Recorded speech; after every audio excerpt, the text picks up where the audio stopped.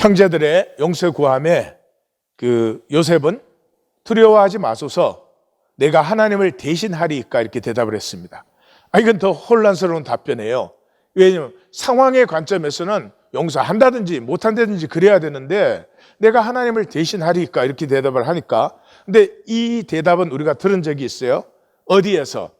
30장에서 이 라헬이 자식을 낳지 못하는 것 때문에 야곱에게 요구를 하니까 야곱이 라헬에게 성을 내어 이르되 그대를 임신하지 못하게 하는 이는 하나님이시니 내가 하나님을 대신하겠느냐, 똑같은 말을 우리가 들었어요.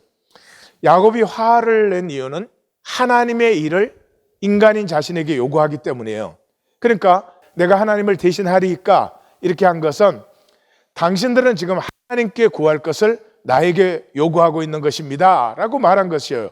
요셉 자신은 이미 45장에서 용서했지요. 왜냐하면 섭리를 보았으니까. 그래서 나를 팔았다고 근심하거나 한탄하지 마십시오. 하나님께서 생명을 구원하시려고 나를 먼저 이리로 보냈습니다. 그런즉 나를 이리로 보내신 이는 당신들이 아니고 하나님이십니다 라고 용서를 이미 했어요. 그런데 이 마귀의 쏘기는 죄책감, 두려움, 이게 마귀가 우리를 컨트롤하는 기제예요. 이것을 넘어서 이제 12형제는 새 삶을 출발해야 돼요.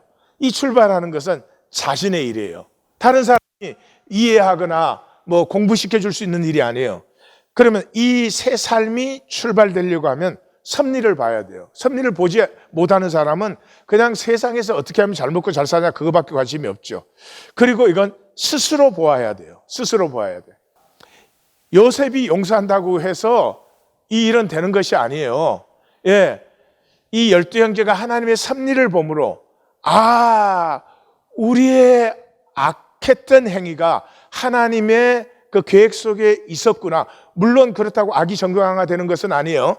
그럴 때 하나님의 꿈을 볼 때 우리가 가지고 있던 모든 죄와 악은 하나님의 꿈을 향해서 합력하여 선을 이루는 선과 의로 전환되는 거예요. 그러므로 아버지가 죽은 후에 이 12형제가 보아야 될 것은 야곱이 마지막으로 죽으면서 남긴 것, 약속이 전부다. 약속이 전부다. 너희는 하나님의 약속을 바라보는 자가 되어라. 하나님의 섭리를 기다리는 자들이 되어라 하는 것이에요. 근데 그것이 출발되려면 두려워 말라. 두려움이 있는 사람은 절대로 섭리를 볼 수가 없어요. 그래서 이 성경에 fear not, 두려워 말라가 366번 나온다. 그래서 윤년이 있는 해까지 하루에 한 번씩 쓰다 그런 말도 있어요. 근데 아브라함과 이삭과 야곱의 신앙에서 또 예수님의 출생에서 예수님의 부활에서 이스라엘이 포로지에 가 있을 때 계속적으로 나오는 것이 두려워 말라죠. 이 두려움이 안식으로 전환되는 유일한 자리가 십자가예요. 십자가에서 두려움이 없어지는 게 아니에요. 십자가에서 이때까지는 상황을 두려워하던 내가 하나님을 두려워하는, 하나님을 경외하는 경외심으로 바꿔요. 이 하나님에 대한 경외심이 열릴 때 하나님의 섭리와 하나님의 꿈이 열려 나에게 보이기 시작하는 것입니다.